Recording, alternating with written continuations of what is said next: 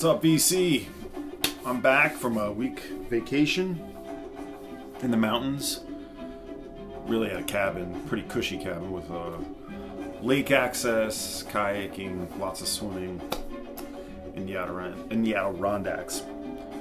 So it wasn't like gritting it or anything, so much so that I brought records and my turntable setup, my second turntable setup, for our cabin. Now, I intended to shoot this video there, but we were so we were full with vacation-y things the whole time. I didn't get a chance to film it there as I did last year. So this is really a continuation of what I did last year, which was filmed at our cabin. So I was putting all the records away. I brought about 35 records with me for a week we were there. For the family to listen to, my friends. I figured before I put them away, I should show them anyway. Why they're out, I might as well show them. I'm playing a record I did not bring. I had to sell this record, Moondog, the first Moondog on Columbia. A while ago I sold it, thinking I needed some cash flow. Might have even done it via YouTube, I don't remember. But I just reacquired this. Angry Mom had a nice original first pressing, original 2i, the gray labels. The sleeve is a little, but this was a great price from Angry Mom. It was there for like a week, so when I got back, I figured I'd take it. Completing my Moondog section. I have another Moondog to show, which I will sometime. So we're gonna listen to this, and yeah, I'm gonna play some. I'll show you what I played. I don't have everything here. I have maybe 3/4 of the records I brought. Some I just didn't feel like I needed to show, or I've shown before. And I typically bring things that are sort of like the most easy listening, or most sort of like appeal to the most people, because there's a group of us, well, 2 families, my family and another family. But I don't bring anything too crazy. That said, and I also bring some classics, like some classics that I've never shown, like, major artists. I always will bring one John Fahey record. I decided to bring Blind Joe Death. I haven't listened to this one too closely recently. This is otherwise known as Volume 5, but was recorded before Volume 4, if I remember correctly. This is the first pressing with all the Blind Owl Wilson notes, the $5 price tag. Only record on the Riverboat label, not on Tacoma. And it's the first pressing with the, I'm a big collector of Fahey, as you know, the original notes. So, all these records were played at least once, most of them twice. So it was good to play this in the mountains. Transfiguration of Blind Joe Death, 1965, I think it is, on Tacoma. I won't spend too long on each record. Replaying Klaus Weiss, Baraka, issued late last year, earlier this year on Black Sweat. First time on vinyl. It's not in stock right now, but you can still get copies via the secondhand market. I highly encourage it. I mean, this record to me is one of the greatest ambient records I've ever heard. And I haven't heard everything, but from 1981, originally on Aquamarine for a lag tape only. Klaus Weiss, Jenner Zimmerman, and Amarish, playing everything with no sense, Tibetan singing bowls, natural voice, wind, cymbals, zither, and tamburas. I want to buy like 10 copies of this and just distribute them. It's on that Black Sweat label, as I said. It's just, this to me, like if I can recommend any record to you, this record is it. It's absolutely special. The greatest mix of sort of ambient cosmic sounds, new wave, experimental. It's a perfect record. It'll appeal to everyone. So get this if you haven't already. Replaying my copy of Max Roach Namo, the Japanese only press. I got this sometime last year. This is with that quartet from the late 70s, Cecil Bridgewater, Billy Harper, Reggie Workman. Excellent. Everybody really liked this, as did I. It's on, I'll show you the labels real quick. Japanese RCA, or RCA Victor, I guess in this case. Am I showing the jazz right now? Mainly. Let's see. Yeah, I don't think I've shown this before. Colin Walcott, Grazing Dreams. 1977 is the German ECM.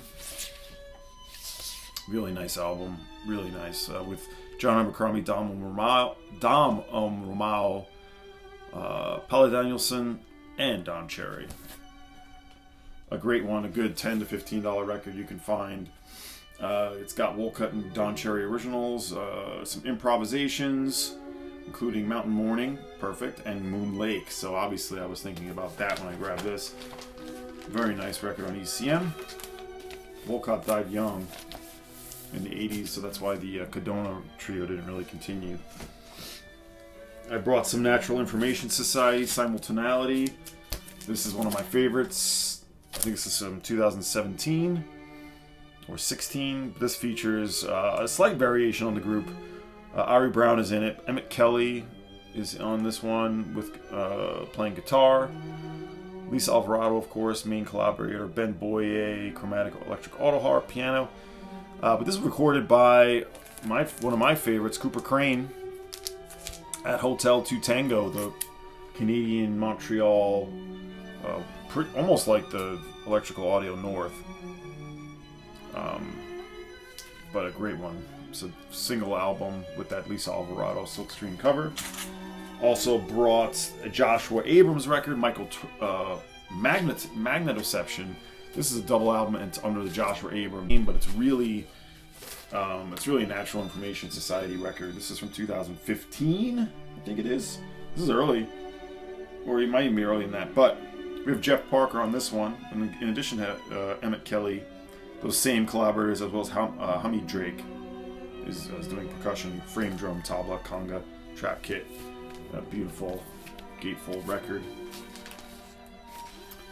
This one went down well. Of course, I also decided to bring a record I've been playing so much over the last 2 years I've gotten it. Mondays at the Enfield Tennis Academy, Jeff Parker, I guess quintet, with the great Anna Butters, bassist, Jay Belrose, and Josh Johnson. This is an essential record if you ask me. A double album, each side a different performance from 2019, except for the last one, which is from 2021. And just, if you love the Makaya McCraven records and some of, more modern jazz plus a little bit of hip hop, sort of beat, there's a little bit of a beat flair to it. Great bass playing, so good, and with Jeff Parker doing cool loops and things. It's a great record. Also brought this, really enjoyed this. This felt nice in that setting. Lloyd Miller. This is from 2020. This collaboration with Ian Camp and Adam Michael Terry. Really gorgeous album with piano, koto, kalimba, hand drums, cymbals, percussion, just that sort of like beautiful,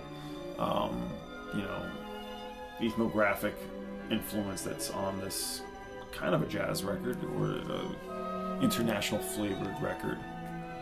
There they are on the back, Lloyd Miller. I haven't shown this yet. Played this 3-4 times now. I got this as a super good deal. Just maybe in May, or it was June. East Meets West Music of Ahmed Abdul Malik. $27 for a beautiful copy. I think people thought it was a reissue, but you could plainly see the labels in the eBay sale page. Deep Groove Living Stereo. This is one that can go for a decent amount of money. And can be cheap, but usually the cheap copies are rough. This is an excellent, beautiful copy. It's got the original RCA Victor sleeve. You can see this in the eBay page too. I don't know why no one else went for it. It was an auction, I believe. I ended up getting it for $27 and change. Living Stereo. I love his records. I've certainly been collecting him as of recent. A great record. We have the new Dirty 3 album, Love Changes Everything. I'll have to talk about this more. I want to do a feature on some of the new records. I am going to be doing another stream on new vinyl that I'm selling and discussing and enjoying. Look for that this week, hopefully. But this just released at the end of June. Love Changes Everything with a track, every track named that, part 1 through I think 8. Of course, Warren Ellis, Mick Harvey, and Jim White. A great one. This one finds them kind of in transcendence mode with lots of beauty. Embossed cover we have here. Really nice on Drag City. First for Drag City. I don't know if anyone's heard this yet. I haven't seen anyone discuss it yet, but absolutely worth your time. Love Changes Everything on Drag City Records by the Dirty Three. I always bring reggae because my good friend Justin, who comes on the trip, loves reggae. I brought my reissue. Yeah, the Jamaican records, I still am mainly keeping a lot of reissues for now. Some Keith Hudson, Flesh of My Skin, Blood of My Blood. Of course, this is the alternate cover that they use as a reissue. This is the basic replay issue of it, which was, I think, the first reissue. Incredible one. I don't have to tell you that. Also, this one goes right along with it. This one I almost gave to my friend. I was going to give it to him, but maybe I will still. But I really want that original on this one. Dadawa, Peace and Love. It was Ross Michael. This is this also basic replay? Or it's like Flower or whatever. Anyway, when you talk about spiritual reggae, this is like top of the heap when it comes to it.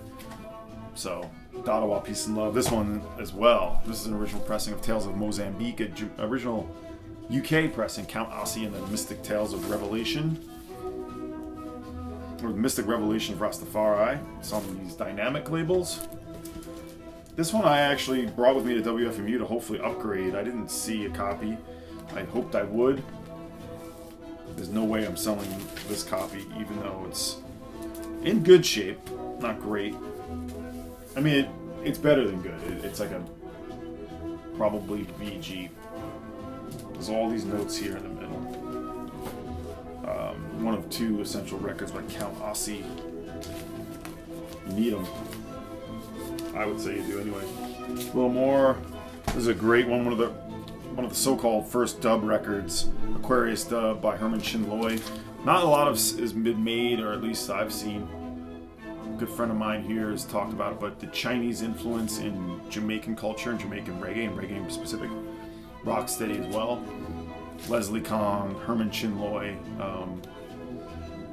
There's more, but Aquarius dub. This is your minimal, sparse, less trippy, more sort of like just beat flavored or rhythmic flavored. So there's not that trippy Scientist or King Tubby sound, but it's awesome. This is from 1971. Recorded at Aquarius Studio at Randy's. Aquarius dub. I don't know if there's many represses of this. This is not original. Don't know. I don't think it's really gettable right now. Here's not a classic rocksteady record, but very much a classic rocksteady sound. Clancy Eccles and the Dynamites. Winston Wright is on this on organ. Great cover. This is this is a UK pressing on the Clan Disc label. You could tell right away it's a UK label. There it is. This is a classic rock. Like I said, it's a through and through rocksteady record. This is Herbsman Reggae.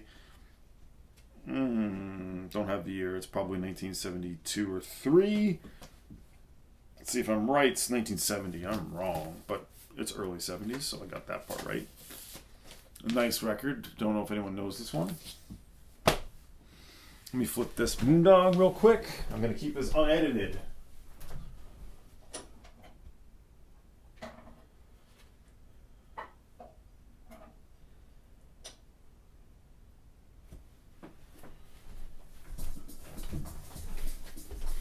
Classic Moondog sounds, the Rev. As I said, I brought some big artists with me. I brought a selection of Neil Young records. This one I barely remember. This is the Bottom Line performance, the Neil Young Archives 1974. Not the absolute greatest sound quality because it's not soundboard, but it is audience recording, but good. And he's doing songs you never hear him do live. A lot of On the Beach here. Green Sleeves he does, which is on the Archives box set. But Ambulance Blues, Revolution Blues, On the Beach, Motion Pictures. Plus he does Long May You Run, the song he did on the Stephen Stills album. He does a version of Helpless, which is of course technically on the Crosby, Stills, Nash & Young album. Nice. But yeah, maybe not the greatest for its quality. Brought Homegrown, I still maintain this is one of the absolute strongest Neil Young records released in 2020 during the pandemic. It was technically an RSD. But includes some songs never before heard anywhere, and then early performance of songs that would end up on later records. such as Hawks and Doves, I'm forgetting my record. Comes a Time, and I'm forgetting the one with Hurricane all of a sudden. How am I going to forget that? Anyway, you really should be getting. I think this is still available. I'm assuming it is. A great album, really great. I really love Vacancy, Try, Separate Ways. Homegrown should have come out in 1975, as was, never did. And so what we got in 2020 was essentially a time capsule of this record that should have come out but didn't. He also brought Zuma, Neil Young, Crazy Horse. This would come out right after Homegrown. This is from 1975. Yeah, 1975. I still have this in the shrink. I have my lyric insert. I have the inner sleeve here with the art by Mazio. I think it's Mazio.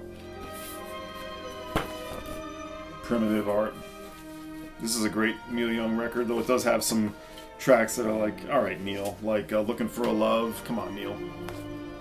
Or he's just basically looking for someone to kick around.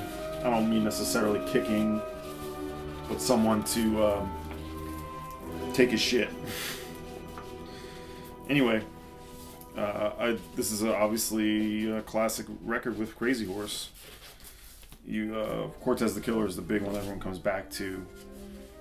I love Danger Bird is an amazing song, but it is with Crazy Horse, but then you also have like the last track includes Crosby, Stills and Nash, and then you have some of the band that he would use on Harvest, like Tim Mulligan, and who else was the other guy? Mainly Tim Mulligan, I guess, but and Tim Drummond. So, but it is technically more of a Crazy Horse record, as in they're mostly on the record. So, I haven't played Zoom in a little while. All right, a few more. Like I said, I like to bring classics, and so I brought 2 Dylan records. This is the stereo of John Wesley Harding, his first album following his motorcycle accident. I like this one for its basicness, stripped down, just like a trio. I guess apparently he was recording with the band, doing the basement tapes, and then he just out of nowhere went down to Nashville to record this. Charles McCoy, Kenny Buttrey, and Pete Drake, the steel guitar player. Maybe an underrated record in the Dylan catalog, as well as this one. I love this album, and it was infamously called Shit by Grail Marcus, one-word review, self-portrait. Nice matte cover. I dig it. I like the version of Like a Rolling Stone on here. I forgot Days of 49. Some great songs, I think. You know, at the time it was maligned. I think people have come around to Self-Portrait, and it sounded nice up there. I like it. I like New Morning quite a bit too. A couple more. I usually pick a Woo record. I brought All Is Well, one of the more recent records. This one Alex actually got for me from Soundome. It's an archival record. This is on the Space Boy label. Only 200 of these, so Soundome still had stock, and since Alex doesn't count, he got this for me. But these are recordings from 1975, between 1975 and 2018. They have tons of stuff in the vaults. All Is Well. Just Woo doing what Woo does. And I recently got this. I've been meaning to grab this for many years. Fresh by Sly Stone. Or it is with the Family Stone. This and There's a Riot Going On are like the 2 best records, if you ask me. I love this funky drum machine on here. It's on those orange Epic labels. Highly enjoyable, funky, and fresh. Funky and fresh, as the title says. Inner sleeve. So that's it. I just wanted to show those records before I file them away. Records from the trees. Vacation land. Yes, you bring a turntable up to the mountains and find a place to play records. Why not?